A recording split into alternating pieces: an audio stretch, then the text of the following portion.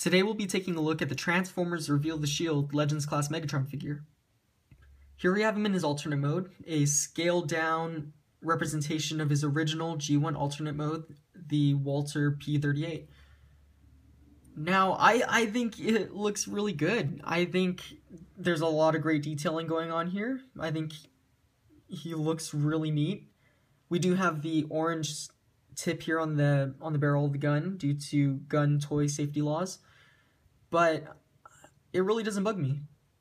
It is worth noting though that this entire portion right here is actually orange plastic and that gray is just painted on, so you may want to take that into consideration if you intend to paint the barrel gray yourself.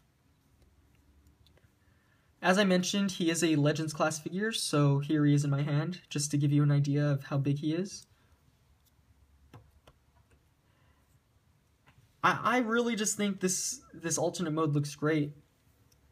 For a Legends class figure, I don't know, I'm really pleased with what we have here. Now, for the transformation, before we get started, you might want to be aware of where you move each and every individual piece, just to minimize any paint chippage that happens. So you'll notice that I'm pretty cautious of where I move things. First, we'll go ahead and split this portion right here and bring them down, and that will form the legs. Next, we'll grab this portion right here, bring that down, grab the barrel of the gun, bring that down, and then we can bring this portion up, and that'll form one of the arms. Now we may grab this portion, hinge that over, just like this, and that'll form the chest. Bring down the other arm, and then flip up the head. And there we have Megatron in his robot mode. I think he looks great. It's a fun little mode, a nice representation of Megatron. It definitely looks like Megatron. He has a very menacing looking face, which is a nice touch. Just kind of that evil grin. There is a lot of good stuff going on with this figure here.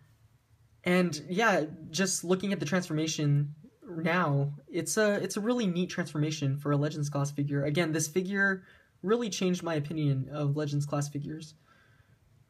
For articulation, you have inward and outward motion from the body, and the arms can turn, they're on a ball joint. The head could look up and down. There is no side-to-side movement within the head, as well as with the waist. There is no movement there, except at the leg joint, I guess. And that can move in and out of the body, forward and back, and bend at the knee. And swivel at the knee, actually. That's on a ball joint as well. We do have one fist and one open hand, so you can get creative with poses.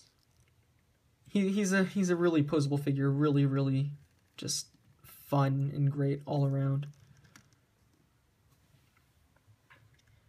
So overall, this is an excellent figure.